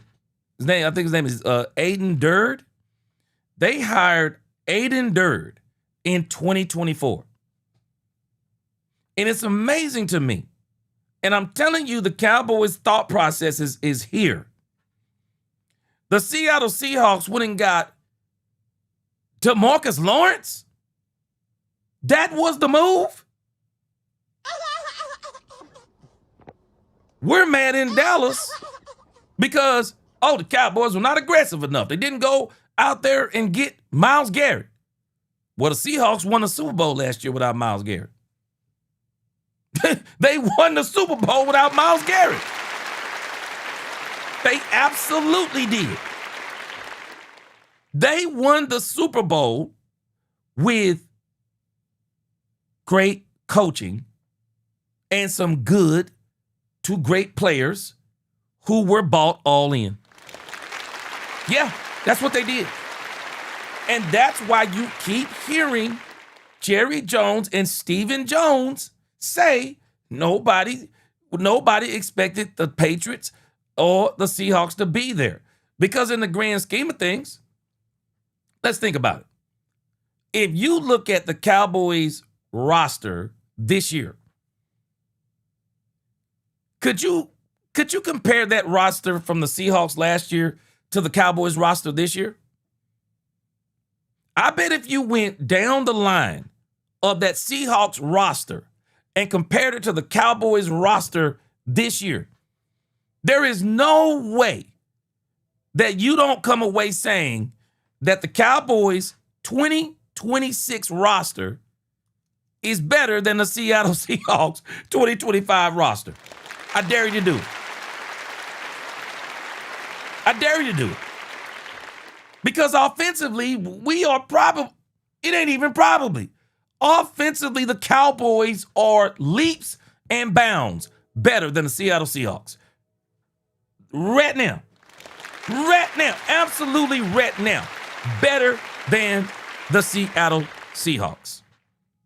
Defensively, what we got to figure out. See, we got to figure out what we are defensively. And this is why I'm excited about the Cowboys. What I've been hearing is how much they're doing now. Because last year they didn't seem to be doing this much defensively because it was like you kept hearing Brian Schottenheimer talk all this stuff about we're going to be very vanilla. Well, if you hadn't noticed, the Cowboys have already done something differently than they did last year. Last year, if my memory serves me correctly, Brian Schottenheimer was giving an interview before every OTA practice. Brian Schottenheimer was giving an interview. And a lot of the OTA practices for the Dallas Cowboys, they were letting the media in. They were allowing videos. We were seeing all of this stuff with the Cowboys OTAs. And it's like this year, it's like it's totally different. Just a bunch of pictures. What most people have been showing is maybe a 3-second clip. They've been showing a bunch of photos, and they're telling us what the Cowboys are doing, and they even got a gag order on what they can tell. But for the most part, this team it seems to be all football.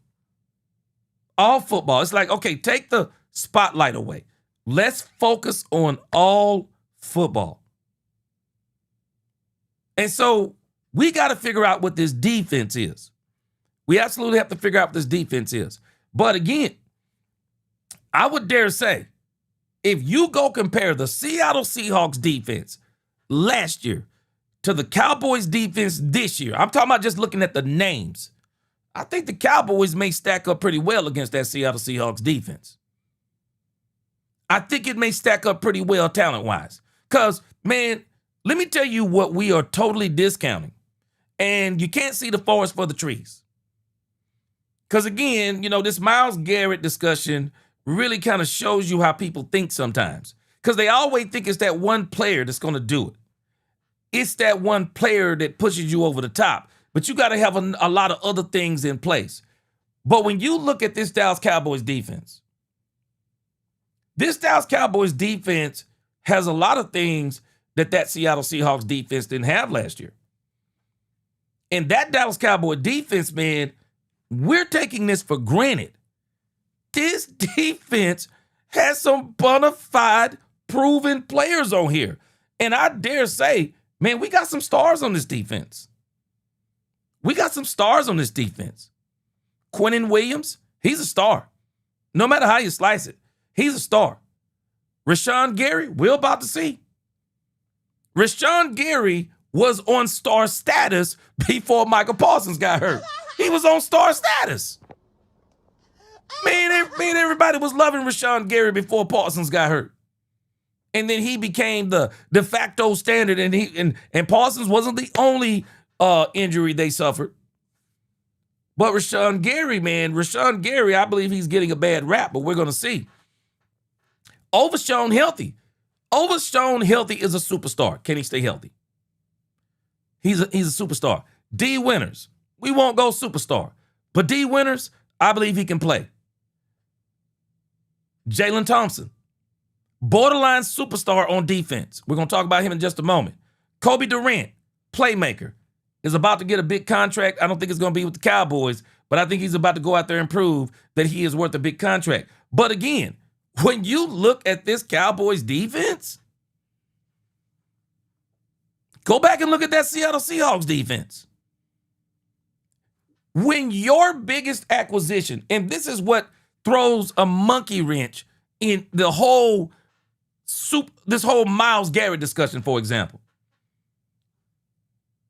You're telling me that DeMarcus Lawrence was the Super Bowl move of the Seattle Seahawks? No, he wasn't. It was the coaching. It was the coaching. Absolutely, it was the coaching. It was the coaching. Absolutely. DeVar's Worley said if Rams wouldn't have gotten that flag, Seahawks would have made it to the Super Bowl. Hey, I ain't gonna argue with you. I ain't gonna argue with you on that. 70s fans said 27 million is a hard number off the top of the cap. I hope they sign him. I'm holding out hope they sign him. I'm holding out hope they sign George Pickens. I am too. I'm holding out hope. I absolutely am. Yeah, the lunatic, we brought this up a week ago, I think, or maybe a couple of weeks ago. This is one of the biggest issues with the Cowboys was the takeaways. It was the takeaways. And in the years that they made the playoffs, they had 30 takeaways. Now, the lunatic. Now, the issue is this is a chain reaction. The only way you're going to get these turnovers is that, one, the Cowboys are going to have to be disciplined. Stop extending the drives of the opposing offense. That's number one. Number two, not only will the Cowboys have to make sure that they are disciplined, the Cowboys have to be able to stop the run. That is priority number two. Some would put that at priority number one. I'm putting that at priority number two because the Cowboys extended so many drives for teams last year, it was ridiculous. Priority one, stop the penalties. Priority two, stop the run. Priority three, that when you stop the run, now you're going to get teams in third and long. And when you get them in third and long, get pressure on the quarterback. And once you get pressure on the quarterback, you either get a sack, a strip sack fumble, or you force, and that drives us to number 4. You have to create more turnovers. That's the priority for the Cowboys. They have to be able to do that. And then if we want to add a fifth part on there, we got to get the defense to score more touchdowns. When you get that strip sack fumble, run it in. If you get that interception, return it for a touchdown. If you get a fumble, return it for a touchdown. We need that combination of things for the Dallas Cowboys in order for this defense to really take off. Because I think they have good talent. What will the coaching be? And at the end of the day, what does it look like on the field? That's the biggest question mark for the Cowboys defense. For as good as we believe that Christian Parker is, for as good as I believe that BT Jordyn is, for as good as these players are that they have right now, got to get it on the field. That's the big issue. That's why I'm excited for Oxnard, California.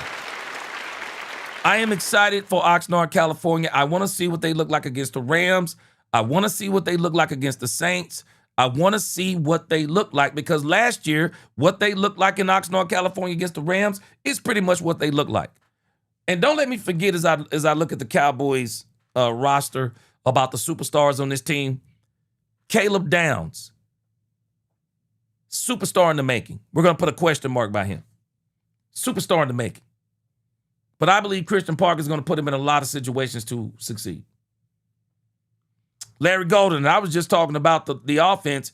You said not to mention the red zone. The red zone, in the red zone, we were both in last place. I believe offense is defense. I think that's what you meant.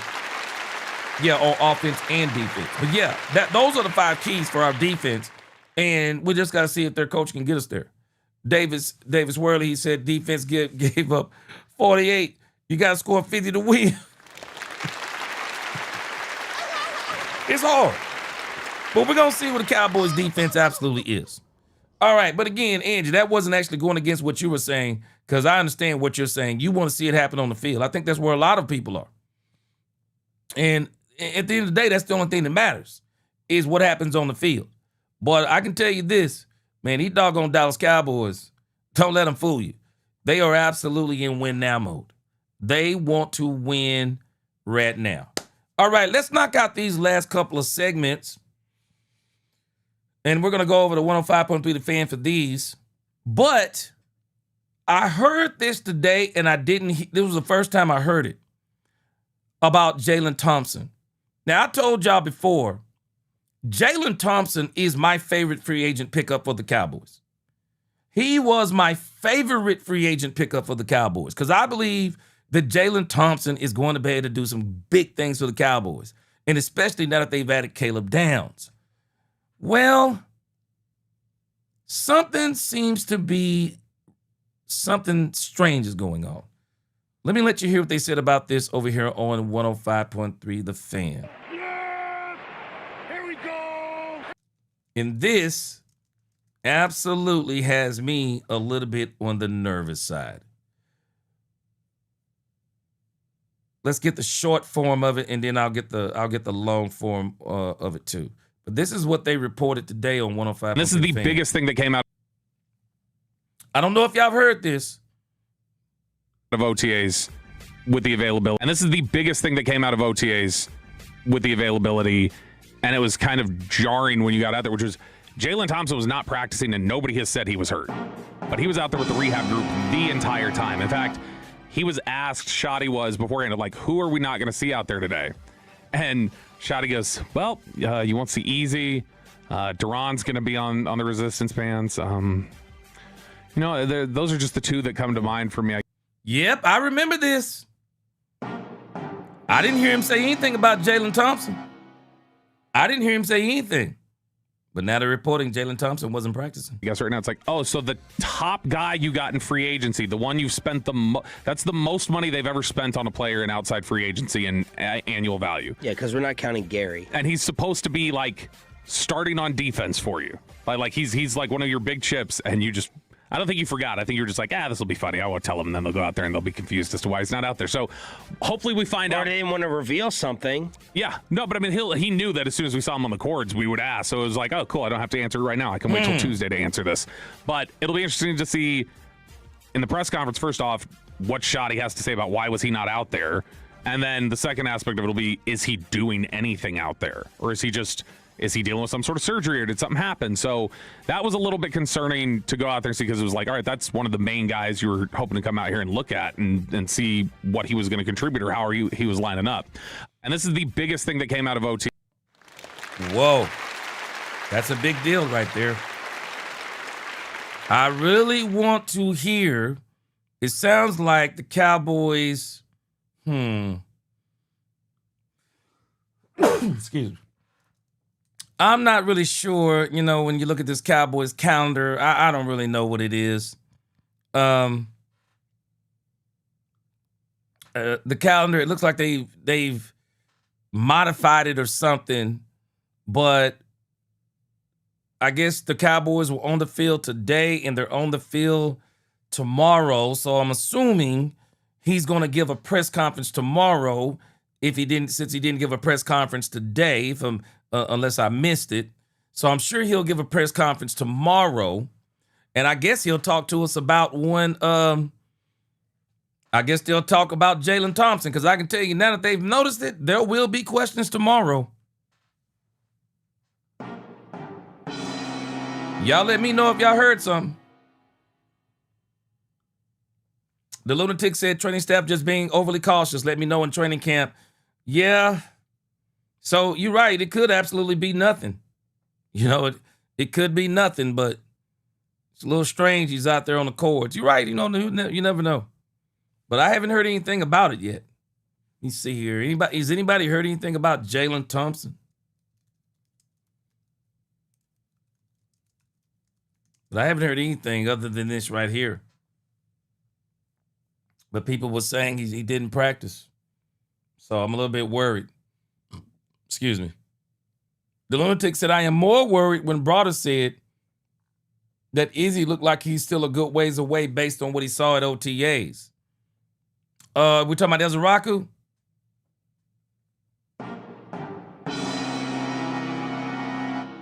What up, Jack Edmonds? Yeah, well, let's go over here to 105.3 The Fan. They're going to give some more OTA notes. And I want y'all to hear what they said about Jaydon Blue. Yeah, I want you to hear what they said about Jaydon Blue.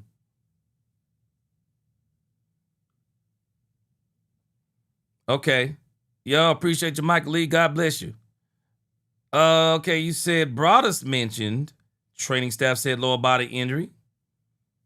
Okay, let's see.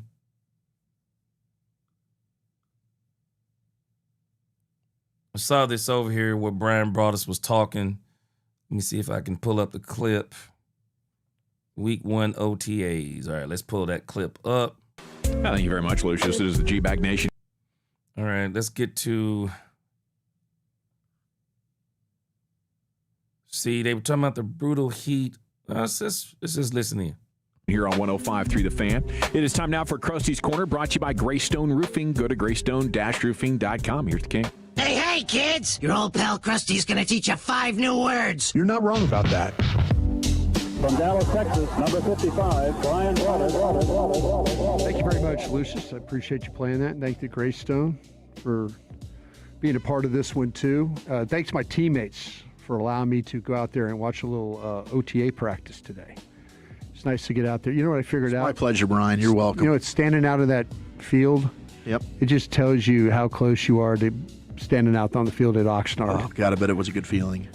Well, it's a good feeling, but the problem is you're in between 2 big glass buildings.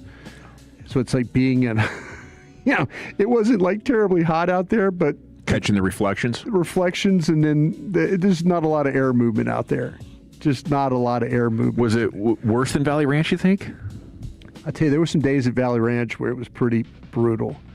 This one, this was one of those times where I haven't stood outside for a long time, that yeah, kind of thing. Yeah, I know the feeling. And then all of a sudden, I'm trying to like squint to look at the other end of the field because Schotty's kind of got us figured out. I'll tell you, during COVID, we at least got to stand on top of the weight room, and we were 5 feet apart, but we could see high enough we could see the whole field. So I think next Thursday I'm going to bring my binocular. They did a red zone goal line work today. Okay.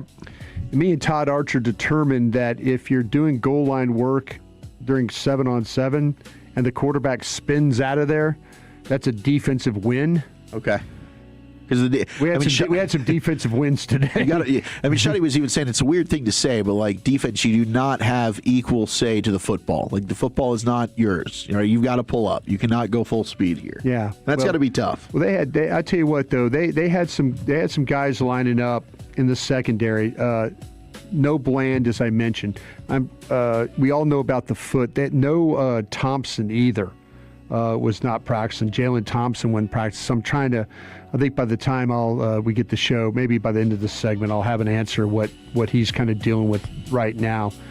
But he was on the cords, looked like, from social. Yeah, he's on the cords with doing that. So they went with P.J. Locke. They went with Kobe Durant. They went with Caleb Downs. Hey, Lisa They went with Kalen Carson, and Malik Hooker was involved as well. So, and what's interesting, and I hadn't seen, and I know maybe you guys had taken a peek too, Kobe Durant. I did not see him for the Rams play much inside at all last year when I was watching his tape. This time around, when they went to 7-on-7, he was playing in the slot. So when they were down in the goal line, red zone area, he was playing as a outside player, and then when they went to the field work, he was playing inside in the slot. And that's something I hadn't seen him do before. So you think they would like to see if he's interchangeable? Yeah, I think so. Him and Downs was playing like the slot, and there were times where Downs was covering the tight end and then Downs was covering the receiver the other time. And just blanket coverage? Well, he was. I'll tell you the thing. I'll just tell you what's interesting about Downs. Have you ever stood next to him or been around him? Sadly, no. I've dreamed about it. We've kicked it a little bit. He's a really it's he's small.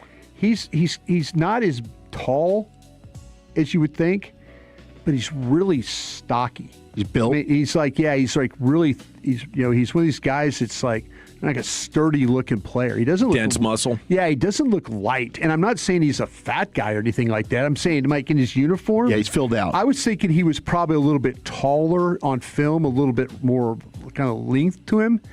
But he's got some stockiness to him. But I'll tell you what he is. They were working on a drill on the goal line, and what they were asking to do is they were doing these routes where it was where the receiver tries to like start one way and then return and then go kind of a back and forth. Like you have to mirror the. My man's got some quick feet. I mean, he is, and he knows how to stay in position. Like when the receivers were moving along the back line, he was right in step with them. And then the receiver tried to adjust on him, and he just put his foot in the ground and went right back with him. Jones? So it's almost like they were tethered together. That's how he was.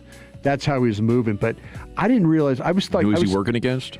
He was working. They were working. They were doing drills. Oh, okay. They were doing drills, but they were making the receivers. You had to run like. So he was doing that consistently. Yeah, he was like the guys were like they were trying to get away from him and. They couldn't get away. I love it. He's just the way that he was playing. The only thing I wonder is if you could play corner, why wouldn't you? Yeah. Because there's so much more money at corner than safety. It's a good question for him because I was thinking like I'm wondering now if they're going to do what Seattle does because we did see, like I said, I saw Durant in the slot. So I wonder if they'll use him more like Nicky Manwari. Yeah, they use him like you're not going to play him all the time. Sure, in the slot, you can put him at other places, but I wonder if Zach told you there was no Overshown today because he's getting married. So in his place was Shamar James. So it was James and D. Winters were the two starting inside linebackers. Do you think his fiance said, "Do you love me more than football?" And he said, "Of course I do." And she said, "Prove it." Yeah. It's like, okay, we're doing it during OTAs, babe. Yeah. Training camp's off the table. The only explanation I can come up with. Not during the season, not during training camp. OTAs. I think it's an April wedding. That's what you should have done. They just wanted to get married the same time Peyton Russell was. They wanted to share an anniversary. Share an anniversary together. That's the real reason Dawson isn't going. Joe Milton was going to Overshowns. Joe Milton was the backup quarterback today, and then Sam Howell came in with the threes. So Milton was when his three That's played. Interesting. And then Joe Milton came in. He was running with the twos. I think that's a legit QB2 battle right there. I mentioned we had Ross Winchie on, the national scout. And I asked Ross this question about the running backs. What's that? You let Wolchuk get away with that? What he said, I didn't hear. Joe Milton, a legit backup battle with Sam Howell? Yeah. You think that's legit? Or you think it's just Howell's job? Well, they just gave it to Milton to start OTAs. Yep. I think Howell's going to win it too. I said it last year. Just gave it to him. They're letting Milton get the run right now. Well, he for the media, he was out there. Like I say, they have periods where we don't get to see what's going on. But right now, it was Milton when they went down goal line. What up, Chosen One? Milton was part of that. I mentioned about Ross being on with us today and asked him the question about the running back room, and I was curious because I said, hey, a lot of us in the media think that you need to add another running back.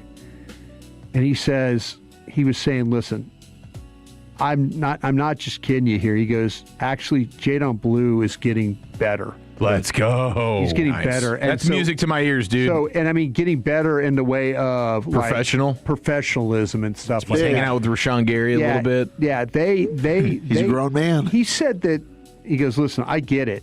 Yeah, that's what he's saying. I get it. I understand why it's kind of an unproven group. But he was pretty adamant about Blue, and he was pretty adamant about Phil Maffa.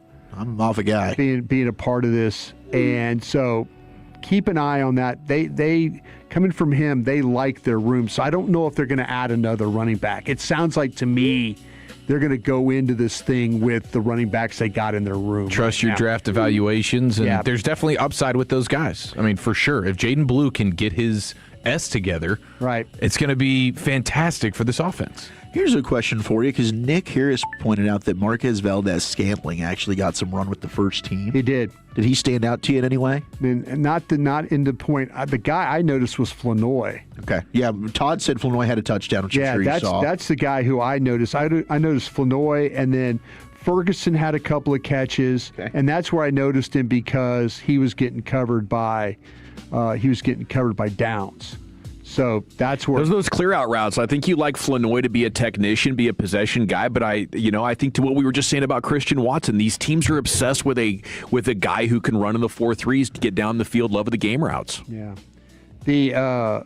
I'll tell you what, another guy that it actually would not surprise me. I mean, I'm still thinking that Valdez-Scantling doesn't make the squad. But there's another part of me that says it wouldn't surprise me if he was the 5th wide receiver. It wouldn't surprise me. And we'll look at why in just a moment. got some work was, like I mentioned, Jalen Carson. Yeah. And Jalen Carson, there was one time where they were trying to throw the ball. Dak was trying to throw the ball inside. And this is where Scantling, I didn't know that Scantling's number was 11. Yes. But this was the one pass that I saw with Scantling, that the ball was behind him and he tried to adjust and he didn't make the catch. But he didn't make the catch because Carson was all over him. Well, Schotty did point out, like unprovoked, Jalen Carson's name as a guy that's been in the facility, has really impressed him. So maybe I'm sorry, I'm not sold on Carson, man. Especially in those shorts and t-shirts, man. I ain't sold on Carson, man. I can't do it. Jalen Carson, finally, year 3, it's clicking for him. And I'll say this too. I'm trying not to get excited about those guys. You're right. Let's temporate. Yeah. Hey, we'll see. Does it translate to the season? I like the way that Ravel was moving around, and I'll tell you what, Devin Moore is a long, rangy, good-looking player. Yeah. And he moves. I mean, he moves particularly well in the drills and stuff like that. You would think somebody that tall would have trouble moving. Yeah. But he has a real nice feel for this thing. So we'll see. With all the corners they got, Julius Wood actually made a play at safety. I forgot all about that him. I saw, and that was kind of what it is. But what I was really surprised is with Durant playing as a nickel player in the slot. I had not seen him do that with the Rams, and so the Cowboys are going to try.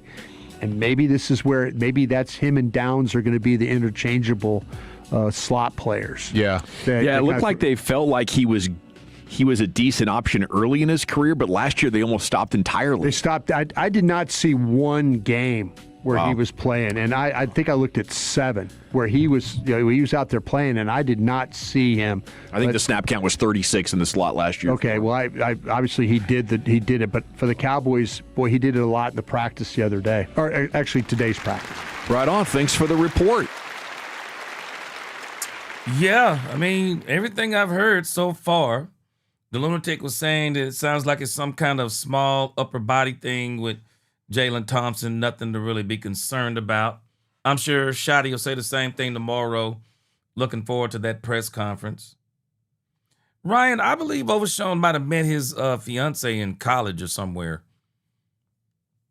because she said it was important to get married in East Texas. I mean, she might even be somebody from there. Yeah, she said it was important. But if Overshown stay healthy, he going to be a beast. I agree, little lunatic. And especially Brandon Cup, especially, got like you said, got a good woman on his side. And I love that you said side. Demetrius Noel said, "Gee, please don't cry because of Carson." Man, I ain't sold on Carson yet. I got to see more from him. DeVaris Worley, yeah, that dude, Devin Moore from Florida, man. I absolutely love this guy, man. I'm telling you, I think he's going to be an absolute super stud for the Dallas Cowboys. Yeah, I think he's going to be a super stud. So that's kind of where we are with the Dallas Cowboys OTAs. And so I anticipate tomorrow that we will be getting a press conference from Brian Schottenheimer. Yeah, I anticipate tomorrow we'll get a press conference.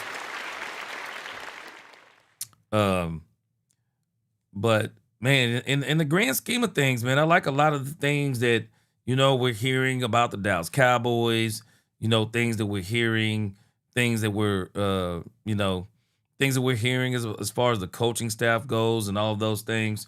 So I'm liking a lot of things that I'm hearing from the Dallas Cowboys. The biggest thing for us, we've already seen the offense on the field, so we're not sweating the offense. The biggest thing for us is we got to see what the defense is. We absolutely have to see what the Cowboys defense is. That's what we are looking for right now. And so everything seems to be pointing towards this defense is looking pretty good. At least, but again, it's shorts and t-shirts, but it's looking pretty good. Everything that we're hearing, Christian Parker is implementing a lot of things early. Really excited about the fact that they said that Savon Revel Jr. is moving really well. Very excited about that. The Jaydon Blue news absolutely has me excited. Because a lot of people, they're saying the Cowboys need a running back too. But I don't think the Cowboys think they need a running back too. So we're going to see. I think they're telling the Cowboys running backs running backs in training camp, y'all will be the ones who will determine whether or not we'll bring in another running back. So we're going to see. We're going to see. Hopefully there'll still be some running backs out there. But I'll tell you this. There is one guy I would not mind. I've already talked about Nick Chubb. I've already talked about Joe Mixon. There's another guy I don't think it would hurt for the Cowboys to bring in, and I think that player is James Conner. I don't think it would hurt for the Cowboys to bring in James Conner. I would love to have another outside running back. The same thing I said about this whole issue with Thompson and Jaydon. You really want it to be some competition? Bring in Decker and see if they can both beat out Decker. If you want some real competition, I say bring in some of these guys. Bring in a Chubb. Bring in a Mixon. Bring in a Connor. Even if you just have him in there for the competition. Because I want to look at this before we get up out of here. But going back to this Cowboys wide receiver depth chart. This wide receiver depth chart for the Dallas Cowboys is absolutely insane. And for as much as I really do love Ryan Flanoy, and I do believe he's the third wide receiver, I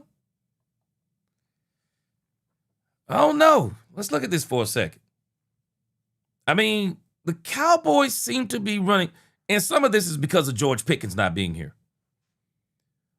But Valdez-Scantling is getting to run with the ones sometimes. It might not hurt you to have George Pickens, CeeDee Lamb, Ryan Flanoy, Cavonte Turpin, and then letting the fifth wide receiver be Valdez-Marquez-Scantling. I mean, it might not be a bad idea, even though I do believe Anthony Smith is going to make the squad. So maybe they carry six. I could see a scenario where Jonathan Mingo is either on the practice squad or cut. I could see a scenario like that. Mingo being on the practice squad. Trayshawn Holden is still here battling. I don't know about the rest of these guys back here, but I can pretty much say I don't think any of them are going to make it. The Lunatic, you make a great point. The fifth wide receiver needs to play special teams. Yeah. And I don't know what Scantling has ever did on special teams. That could absolutely put Anthony Smith in. Don't know. Maybe Anthony Smith will be in. But I don't see them drafting Anthony Smith and cutting him. That's just not the Cowboys style, especially not in his first season. But we'll see. My mind says Scantling is actually a camp body. That's what my mind is saying. But if everything goes smooth with George Pickens, I don't think Scantling will be here. Scantling could very well be the Cowboys, and I don't think it's good insurance. But Scantling could very well be insurance in case something is not right with this George Pickens situation. So Scantling could be that insurance for now. Maybe they would say, okay, well, we'll go with Lamb, Flournoy, and Scantling. We'll go with Lamb, Flournoy, Scantling, and see if we can get Anthony Smith. I'm praying none of this happens. I'm praying none of this absolutely happens. But I think if George Pickens comes in, I don't think the Scantling thing is even a conversation. I think he's just a camp body for competition. But it is kind of strange that he's out there running with them ones. It's kind of strange.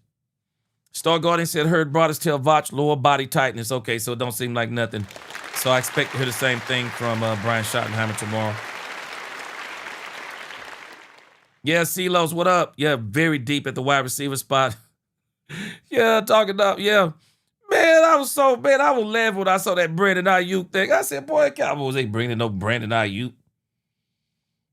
Yeah, DeVar's World, I already have a $100 million receiver. Yep. Man, Brandon Ayuk is going through some Stranger Things type stuff, man. I don't know what's going on with Brandon Ayuk, but we definitely can't have Brandon Ayuk up in here. I don't care what happened with Pickens. We can't have Brandon Ayuk up in here. Brandon Ayuk, I don't even know if Brandon Ayuk can play anymore. I don't even know what this man gonna look like coming off that injury and what some of the stuff he been doing. I'm like, man, ain't no doggone way. Man, I appreciate y'all rocking with me today. We'll have more coming up tomorrow. Cowboys, maybe we'll get more training camp news tomorrow. Hopefully, we'll get an interview from one Brian Schottenheimer tomorrow. Just love to keep up the progress. But I'll be honest with you. I said this before. I want the Cowboys to have a pretty boring offseason. And as much as I like the content, Cowboys Nation, I'm not mad at them focusing more on football, less cameras, less talking. Just let these guys get out there and play, practice, and let's get this defense together before Thanksgiving, man. I mean, it seems like every time we get one of these new coaches, it takes to around Thanksgiving to get this thing together. The Cowboys' schedule is too tough. They don't have time to get this together by Thanksgiving. The Cowboys got to get this together. I'm going to talk about this more as the season goes, as we get closer and closer to the season. I believe from Philly to Philly is going to be the determiner of the Cowboys in the playoffs. And I believe they need to go either 5-6 or 6-0 in that run from Philly to Philly. That defense needs to be ready to go by the time they see Philly. And I do believe it will be ready by the time they see Philly. I believe Christian Parker is going to pay dividends. Ex-coach knows Vic Fangio. He'll be able to help the Cowboys offense scheme against Vic Fangio not once but twice. And without A.J. Brown, I think that is really, really going to help the Dallas Cowboys. Brandon said Turpin needs to stop with the offense and be a return specialist. They just need to turn him back into a gadget guy. We have receivers that are more fit, plus put Guyton back to right tackle, Ted Steele, and put Decker as left tackle. Yeah, we're going to see. Guyton's a big deal, man. It's a big deal with Guyton. Yeah, you two have a good evening, Alva. Have a good evening. Appreciate you, Demetrius. All right, guys. I'll see y'all tomorrow if God is willing. Until the next time, DC4L, God bless. Let's talk Cowboys and we talk facts. Peace.